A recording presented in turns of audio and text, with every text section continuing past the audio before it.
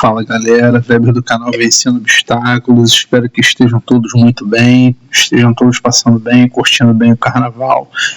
No vídeo de hoje eu vou falar mais um pouco sobre a Lei Maria da Penha, só que eu vou mudar um pouco o escopo do estudo, porque como tem uma prova marcada para o mês que vem, eu não tenho como fazer vídeo naquela sequência que eu havia mostrado no vídeo anterior, que eu iria utilizar o livro do Renato Brasileiro, cujo conhecimento é muito denso, iria demorar muito para fazer vídeo com o conhecimento do livro, então eu deixei para um momento posterior. Nesse momento de agora eu vou fazer algo que eu já tinha meio que planejado anteriormente. Como o foco é a prova, o que eu faço? Eu dou uma lida no resumo dos erros que eu tenho, dou uma olhada para ver se há algumas questões novas, e aí eu vou ampliando esse resumo. Além disso, eu vou dando uma lida na lei e fazendo o resumo da própria norma. Vocês já viram aí no vídeo anterior que eu postei, tanto do CDC como do ECA, como que eu gosto de ver a estrutura das normas. Eu parto do esqueleto das normas para as minúcias, e há muitas minúcias nesse livro do Renato Brasileiro, vale muito a pena assistir aos vídeos quando eu colocar. Nesse vídeo de hoje, o que eu fiz? Eu fui lá na prova da MPRJ, no último concurso, e eu peguei as questões que caíram de violência familiar e doméstica contra a mulher. E aí eu coloquei essas questões aqui, eu tentei resolver essas questões e vou mostrar para os senhores como foi a resolução das questões. Além disso, eu peguei algumas alterações legislativas, houve 2 alterações em 2023, são alterações relevantes para essa prova, podem ser objeto de cobrança na prova, então a gente vai dar uma olhada nelas. E além disso, eu fui buscar lá nas súmulas do STJ e do STF se havia alguma coisa além disso com relação a Lei Maria da Penha e violência doméstica e familiar contra a mulher, e nada encontrei além do que se encontra nesse conteúdo aí, no conteúdo desse vídeo. Também fui pesquisar na jurisprudência do STF, do STJ, e encontrei muita coisa bacana. Vamos seguir no vídeo porque o conteúdo do vídeo é muito legal. Sem mais delongas, vamos lá. Lei Maria da Penha, Lei 11.340 de 2006, com foco no MPRJ. Eu, no primeiro momento, mostrei para vocês como a lei está estruturada. A lei tem esses títulos que se encontram na tela das senhoras e dos senhores, e na sequência eu passo a falar um pouco sobre uma das questões que caíram no MPRJ. Eu botei MPRJ 2024 porque o foco é nessa prova, na prova que vai ocorrer agora. Mas a prova anterior, ela foi em 2022.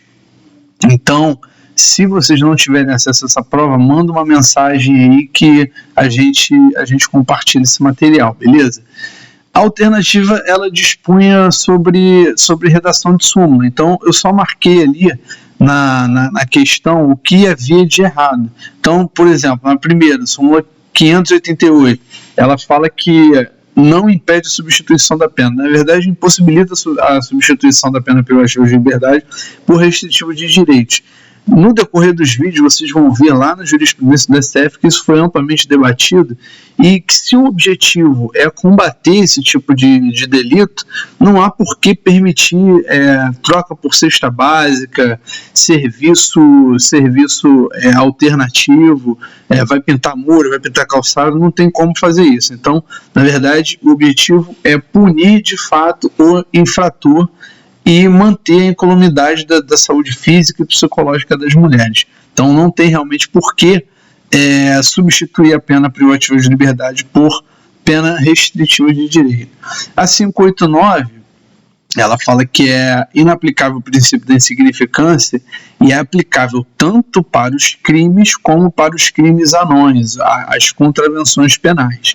Então, tem a súmula que está aí embaixo, o teor da súmula está aí embaixo, e eu também juntei nesse vídeo uma jurisprudência do STF no HC, em que havia ocorrido vias de fato e o autor do delito havia alegado que seria aplicável o princípio da insignificância, e o STF não acolheu a alegação da defesa e manteve lá a prisão ou detenção.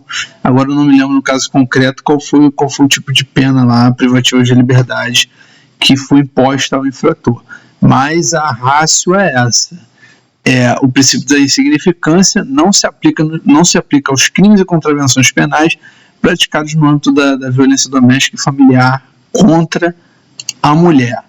Vamos seguir porque essa questão ainda tem mais 3 alternativas, súmula 600, 536 e 542. O teor da súmula 600 é o correto mesmo. Vocês podem ver ali que ali eles incluíram a suspensão condicional da pena, não está incluído lá no teor da súmula. E lesão corporal e de ameaça não está. Se não me falha a memória, já é a segunda ou terceira vez que eu vejo esse tipo de questão incluindo ameaça. Então é algo para ficar ligado. Agora, lendo, na hora que eu estava fazendo lá o arquivo para produzir o vídeo, eu não tinha me tocado, mas eu acho que isso já caiu em outras provas. Vale muito a pena ficar ligado. Vamos prosseguir no conteúdo do vídeo, vamos para frente que atrás vem gente. Então, nessa alternativa, eu não coloquei lá, nessa questão eu não coloquei as alternativas. O que eu fiz? Na verdade, eles não inverteram o conceito. Eles pegaram lá o conceito de violência psicológica e colocaram como se fosse de perseguição. O stalking é o anterior, é o 147A. O 147B que é essa violência psicológica. Então, eu sugiro que as senhoras e os senhores abram lá o CP, né, estejam com o CP ao lado, e dá um Ctrl F lá, art 140A, e aí vai dar uma lida no que é o crime de stalking, crime de perseguição, e 140B, o crime de violência psicológica. Na sequência tem lá o 121, né, a questão, se vocês não encontrarem a prova mais uma vez, podem falar comigo que eu compartilho o material, mas estava falando um terceiro que não tem nada a ver com violência doméstica familiar contra a mulher, que é com relação de trabalho. Relação de emprego, alguma coisa do tipo que não tinha nada a ver. E eu colacionei aí a redação do artigo 121, parágrafo 2, parágrafo 2º, ali está faltando um numeralzinho aqui. Não, ele acabou prosseguindo. Na verdade, eu não tenho como alterar isso, eu acabei me esquecendo. Mas depois eu vou alterar. Parágrafo 2º, que fala quais são as condições de sexo feminino. E quando envolve violência doméstica familiar, menosprezo, há um terceiro também, mas o terceiro não fala sobre essa questão do trabalho. E aí fala que o STF, aí ele inverteu o conceito, fala que o STF declarou a inconstitucionalidade de dispositivos da Lei Maria da Penha. Na verdade, foi o contrário. Na verdade, ele declarou que era constitucional. Se não me falha a memória, foi nessa a ação declaratória de constitucionalidade que o presidente da República ele requeriu ele pediu ao STF que declarasse a constitucionalidade do artigo 1º, artigo 33 e artigo 41. Na sequência a gente vai ver melhor isso, que eu acabei juntando aí a ementa com relação a cada um dos dispositivos. Então, legítima defesa da honra. Teve um caso, eu me lembro disso até hoje, foi um caso em que um camarada encontrou a mulher na cama com um amante e matou a mulher, e ele alegou a legítima defesa da honra por ter matado a mulher. Ele queria ser absolvido sob essa alegação. Então, o STF ele declarou a inconstitucionalidade de qualquer interpretação que acolhesse essa legítima defesa da honra como tese defensiva. Então, na verdade, não pode acolher nenhuma alegação dessa da defesa, e aquele que matou a mulher, né, por causa da não violência doméstica familiar contra a mulher, mas por conta dessa questão de sexo feminino, ele não vai ser absolvido, ele vai ser condenado. Então, vamos prosseguir. Aí, o que eu fiz? Para resolver a terceira questão, basta conhecer a redação do dispositivo legal. Então, o dispositivo legal é descumprir a decisão judicial que defere medidas protetivas de urgência previstas na Lei Maria da Penha. Ali tem a pena, não vou ficar repetindo a pena. Esse parágrafo primeiro é a resposta correta, né? A redação dele é a resposta da questão. Com relação ao parágrafo 2º, ele fala que não é cabível a prisão em flagrante. mas a própria norma, ela fala que na hipótese de prisão em flagrante, apenas a autoridade judicial poderá conceder fiança. Então, se a norma fala isso, é porque é cabível a prisão em flagrante. Agora, uma das questões fala que a autoridade policial e a Autopol pode conceder fiança. Na verdade, não. Se o próprio juiz ele estabeleceu uma medida protetiva e houve descumprimento dessa, geralmente de aproximação, se houve descumprimento dessa medida protetiva, somente o juiz pode conceder a fiança. Então, se perguntarem, é incabível a fiança nesse caso? Não. O juiz pode conceder a fiança. A própria norma está dizendo que o juiz pode conceder a fiança. E o disposto neste artigo não exclui a aplicação de outras sanções cabíveis. Aqui ele fala, uma das questões, eu vou passar para a própria questão, uma delas fala que em caso de lesão grave ou morte, há causa especial de aumento de pena. O tipo não prevê essa causa especial de aumento de pena. Especial por quê? Porque está na legislação especial, não está no próprio Código Penal. Então tem lá a parte geral, a parte especial do Código Penal, e tem na legislação extravagante também causas de aumento e diminuição. Não é o caso porque o tipo que a gente acabou de ver ali no slide anterior, ele não disciplina esse tipo de coisa. Então ele fala, inclusive, que sem prejuízo das outras sanções. Então, se houve lesão grave, ele vai responder pelo descumprimento da medida e pela lesão grave. Se houve morte, ele vai responder tanto pelo homicídio como pelo descumprimento da medida protetiva imposta pelo magistrado. A letra E eu já falei, que é ipsis literis, né? É a própria letra do parágrafo 1º. Então, essa é a resposta da questão. Se não me falha a memória, eu acertei essa questão na prova. Se não me falha a memória. Alteração legislativa. Alteração legislativa vale a pena dar uma lida. Eu vou deixar um pouco o slide aí para a gente dar uma lida. Vale a pena ir lá na norma também para ler mais de uma vez, porque geralmente essas alterações legislativas elas caem. Essa do 40A também é muito legal.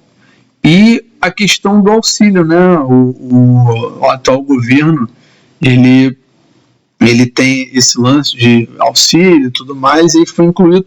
Eu acho uma falha a gente falar o governo, auxílio, não sei o que e tal. Por quê?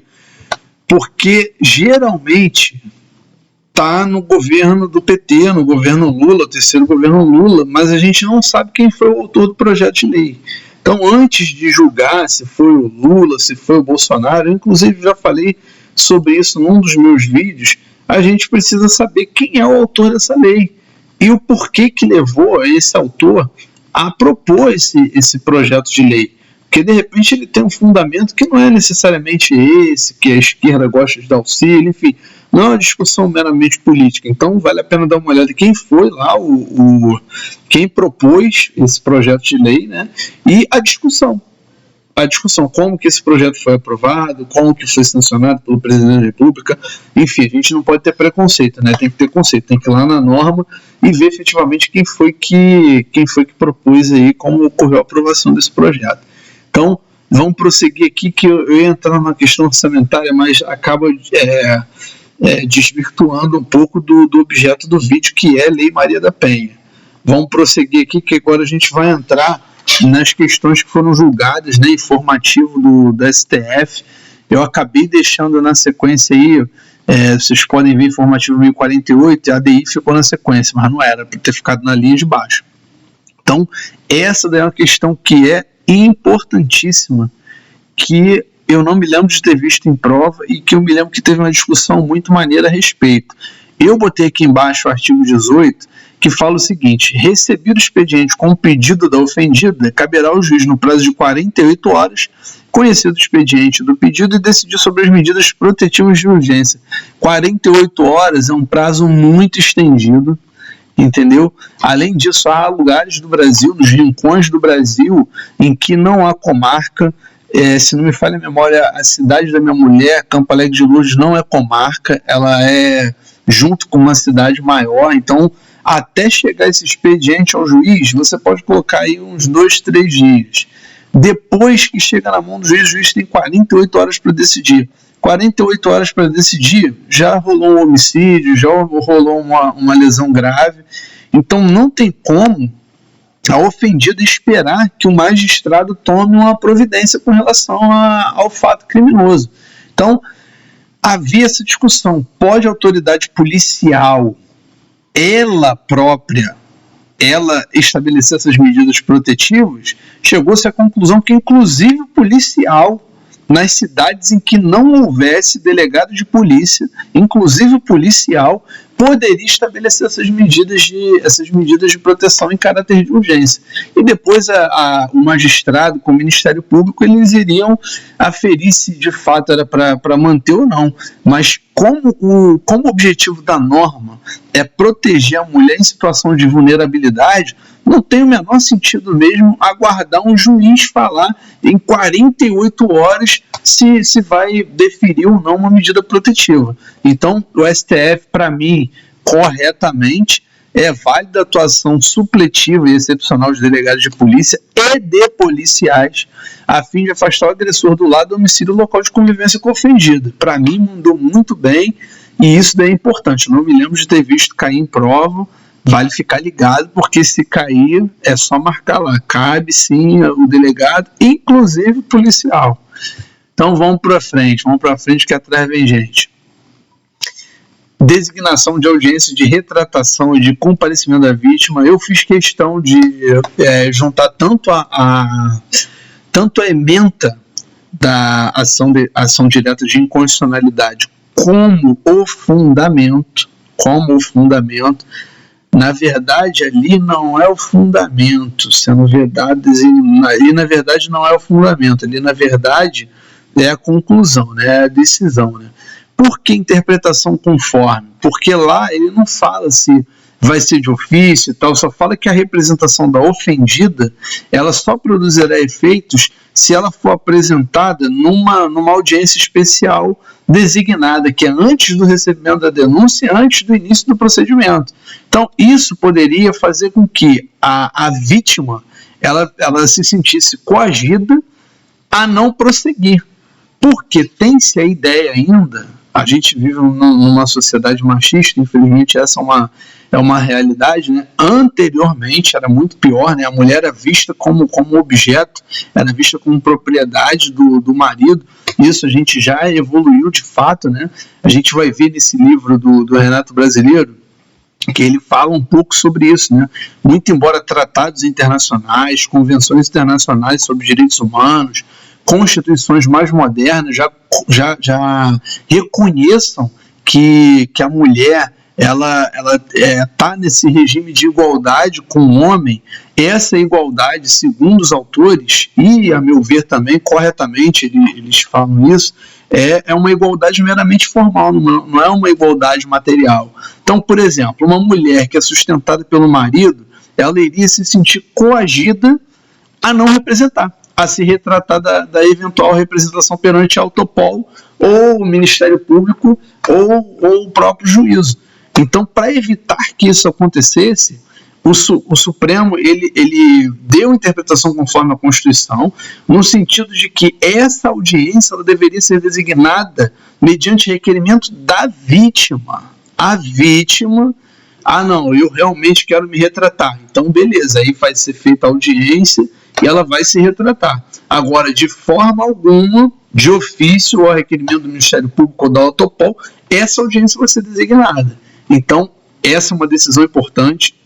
Houve uma série de decisões importantes, a gente vai ver na sequência aí também, que a ação ela era condicionada à representação e o STF deu interpretação também conforme. Se o objetivo é proteger a ofendida, basta que o ofensor chantageie a ofendida, falando que vai faltar comida para o filho, vai faltar comida para ela, se ele for preso, se ele responder e se ela não se retratar. E aí o que a mulher muitas das vezes fazia? Ia lá e se retratava, e o ofensor ia de novo e agredia a ofendida, e ficava nessa situação até ele resolver matar a mulher, infelizmente. Teve um caso que eu acho muito bizarro, que a menina, ela na verdade, ela representou contra o pai, era algo de violência sexual contra a menor, e o pai falou que se ele saísse da cadeia, ele iria matá-la, e não teve jeito. O camarada saiu num desses indultos aí e foi atrás da filha, espancou a mulher. É uma coisa que é horrível. É por isso que eu falo que eu não gosto muito de direito penal, porque você efetivamente tem que lidar com esse tipo de caso. E não tem jeito, cara. Você, quando vai julgar um caso desse, você vai ter um preconceito. Vai ter um preconceito contra o cara. Um camarada desse é um monstro. Você, ao proferir uma sentença, você é um ser humano, o juiz é um ser humano como outro qualquer. E, infelizmente, a mão acaba pesando. Porque o camarada fala que vai, tem condenado que fala que nasceu daquele jeito, não vai mudar de jeito nenhum, e mesmo assim procura-se benefício para o cara. Então, é algo que, assim, eu acho que o sistema pode se aperfeiçoar para evitar que esse tipo de coisa aconteça. O camarada falou, eu vou sair, vou matar minha filha. Então você não vai sair. Não vai sair. Ah, não, viola a convenção. Pô, e a convenção com relação à vítima? Com relação à filha e à esposa? Deixa o camarada lá. Se ele é bicho puro, se ele é animal, ele fica lá enjaulado. Fica com outros que podem, pelo menos, se defender. Não estão nessa situação de vulnerabilidade como as mulheres. Mas vamos voltar ao conteúdo do vídeo, que isso é o que efetivamente interessa. Essa questão aí, ela fala como eu havia falado lá atrás, a DC-19, artigo 1º, 33 e 41. Eu não vou ficar lendo a ementa com relação aos artigos, dei uma pausa no vídeo aí, dei uma lida. Esse HC foi o que eu citei também, a questão de vias de fato. Não cabe o princípio da insignificância e, além disso, também os institutos despenalizadores. Por que eu frisei despenalizadores? Porque é a doutrina que fala que a gente não pode chegar de cara e falar que não se aplica 9.099, porque o objetivo do legislador foi não aplicar os institutos despenalizadores. Então, outros institutos da lei dos juizados especiais cíveis e criminais, como a celeridade, como a simplicidade, podem eventualmente ser aplicados sem o menor prejuízo à observância do que a Lei Maria da Penha quer. Com relação à observância do que a Lei Maria da Penha quer, a lei de introdução às normas do direito no Brasil, ela fala que, ao aplicar a lei, o juiz atenderá aos fins sociais a que ela se dirige. O artigo 4º, se não me falha a memória, da Lei Maria da Penha tem dispositivo muito parecido. Então, com base nesse fundamento, chega-se à conclusão de que realmente não é a Lei 9.099 na íntegra que não se aplica em se tratando de violência doméstica e familiar contra a mulher. Eu creio que esse entendimento seja correto. O objetivo do legislador é realmente não aplicar os institutos despenalizadores, mas, por outro lado, os institutos que tornam o processo mais célere, mais simples, eles podem eventualmente ser aplicados. Vamos seguir no conteúdo do vídeo, porque o conteúdo do vídeo continua bem legal. Vamos lá.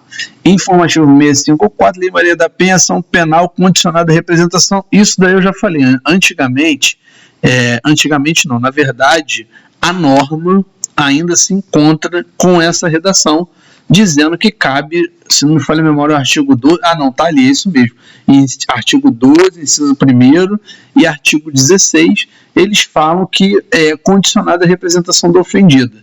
O Supremo afastou essa interpretação para que a ação seja penal pública incondicionada, para evitar aquela situação odiosa que eu falei, de chantagem emocional, vai me tirar de perto dos meus filhos, você não vai poder mais comer porque você não trabalha. Enfim, toda essa interpretação, ela é afastada e a ação é penal pública incondicionada. Então, vamos prosseguir. Princípio da insignificância e violência doméstica, eu falei, vou deixar um pouquinho na tela para darem uma olhada. Substituição da pena de lesão corporal em ambiente doméstico não é cabível. Substituição da pena, a gente viu lá no início do vídeo que o STJ tem uma súmula falando justamente sobre isso, que não é cabível substituição da pena. Também tem julgados do próprio STF falando que não é cabível. Violência doméstica e possibilidade de substituição, improcedência, isso daí vale a pena dar uma lidinha, eu vou deixar na tela só para dar uma lida mesmo. a vedação constante, óbvio, tem imposição, tal, pena de multa isoladamente, né? Qualquer pena pecuniária, pena de multa, pena de cesta básica, pena de qualquer pena substitutiva não cabe. Não cabe porque o objetivo é punir o infrator para que ele não cometa novamente esse tipo de delito. Então, esse tema, para finalizar, esse tema eu achei interessante porque no primeiro momento, assim, eu sei, eu não vou falar besteira, eu já vou explicar logo por que eu estou falando isso e que eu não estou falando besteira. Porque o que acontece? A gente tem que separar as ações cíveis. O legislador, ele de forma perspicaz, ele inseriu na lei de improbidade administrativa, dizendo que a lei de improbidade administrativa não tem natureza civil. Então ela tem natureza penal. O que acontece aqui nesse caso específico? Tem uma jurisprudência falando, aqui não é questão de direito penal, pelo amor de Deus, não vão dizer que eu estou falando isso. Estou sendo claro, dizendo que não é questão de direito penal. Tem lá o crime de responsabilidade do prefeito e tem também o crime lá, o crime não, na verdade não, tem lá a infração por ato de improbidade administrativa, uma infração administrativa, e o Supremo Tribunal Federal decidiu que tem como aplicar as duas normas sem ocorrência do bis in idem. Então, em se tratando de regime político, aquele decreto 201 de 67 lá que fala da responsabilidade dos prefeitos, e a lei de improbidade administrativa, cabe a aplicação dos dois sem ocorrer bis in idem. Agora, esse tema repetitivo está falando de direito penal. Então, o STJ ele quer verificar se a aplicação da agravante do 61, segundo F do CP, que fala que se o crime for praticado nessa situação de violência doméstica e familiar, se isso é bis in idem, aplicando no caso da Lei Maria da Penha. E aí fica a reflexão. Conhecendo esse julgado do STF com relação à lei de improbidade administrativa e de regime político de responsabilização dos prefeitos e que não há bis in idem, eu posso concluir que também não há bis in idem nesse caso específico. O STJ vai definir isso, mas eu penso que aqui não tem muito como. Deixa no comentário aí embaixo se você entende de forma diversa, que vai ser bem interessante conhecer o seu entendimento. Ele fala o seguinte: são circunstâncias que sempre agravam a pena quando não constituem ou qualificam o crime. Quando não constituem ou não qualificam o crime. Então, tem algum crime lá da Lei Maria da Penha que não seja qualificado ou constituído por ser violência doméstica e familiar contra a mulher, prevalecendo-se de relações domésticas, de coabitação, de hospitalidade, ou com violência contra a mulher na forma da Lei Maria da Penha? Entendeu? Eu creio que não haja. Mas se você deixar no comentário aí que realmente há, que eu estou equivocado, que eu estou falando que não há, e deixa no comentário aí se houver, eu creio que mesmo assim o STF ele vai concluir que é bis in idem aplicar essa causa que agrava a pena. Não é uma majorante, né? É uma causa especial de aumento de pena. Se não me falha a memória, é isso. Mas como eu sou bem ruim em direito penal, beleza, galera? Bom, vamos lá, vamos prosseguir, vamos para frente que atrás vem gente. Finalizando o conteúdo do vídeo, aquele like maroto é sempre bem-vindo. Inscrevam-se no canal, para o canal continuar crescendo e esse conteúdo chegar a mais pessoas. E não tem jeito, eu, assim como experiência própria na Justiça Federal, eu tive muita ajuda de pessoas que eu nem conheço, né, lá na experiência de aprovação da JFRJ, cujo card eu vou deixar em cima, eu tive a ajuda de uma pessoa que eu nem conhecia. Ela me falou, pô, faz para um cargo menor para você sentir o gostinho da vaga e você ter recursos para você conseguir o que você quer. Então, e você vê que de fato é possível, né? Porque de tanto tomar pancada na cabeça, a gente chega à conclusão de que realmente a gente está no caminho errado, que a gente não é para aquilo, mas você tendo uma situação como essa, você vê que você é capaz de adquirir a vaga, entendeu? E é só continuar estudando, corrigindo os erros. Por exemplo, agora eu fiquei na dúvida aí no final, é uma causa de aumento de pena? Porque quando o juiz aplica a pena, 59 do CP, são 3 fases. A primeira fase, depois circunstância agravante atenuante, depois causa de aumento e diminuição de pena. Então, ela não é causa de aumento de pena. Agravante não é causa de aumento. Desculpem o dedo aí. Não é causa de diminuição de pena. Então, eu já posso chegar a essa conclusão. Eu fiquei com essa dúvida, mas me lembrando da redação do 59 do CP, eu cheguei a essa conclusão de que realmente não é uma causa de aumento de pena, porque ela incide em fase diferente na hora da aplicação da pena, beleza? Então é isso, a gente vai corrigindo os erros, vai se preparando cada vez melhor, vai criando casca. Na verdade, a reprovação é regra. A exceção é você ser aprovado, porque são poucas vagas para milhares de candidatos. Então, imagine, não tem vaga para todo mundo. A gente precisa também lidar com reprovação, saber lidar com reprovação, melhorar o nosso comportamento, né? Melhorar o nosso comportamento como concurseiro para chegar onde a gente quer, que é conseguir a nossa vaga, beleza? Lembre-se também de ativar o sininho de notificação para você receber sempre um novo vídeo que eu faço, vídeo todo dia sobre rotina de estudo, sobre matéria de concurso, sobre preparação, sobre mini índice, mini dólar, sobre formação de capital futuro para o meu filho Noah, sobre amortização, se vale a pena ou não vale a pena, energia solar, se vale a pena ou não vale a pena, como é que está agora. Daqui a pouco eu vou mostrar para vocês também como é que está a produção de energia elétrica, que vale muito a pena. Vou mostrar por que eu chego a essa conclusão, beleza? Deixa aquele like maroto, inscreva-se no canal, ative o sininho de notificação e o mais importante de tudo, comentário, mostra a linguinha aí, bota essa língua para fora, não é dando careta não, pelo amor de Deus, se der careta aqui meu filho vai se assustar. Então deixa a língua de fora, mas para fala, comenta aí embaixo do vídeo o que você achou do vídeo, o que pode melhorar, é sempre bem-vindo, beleza? Forte abraço, Weber do canal Vencendo Obstáculos.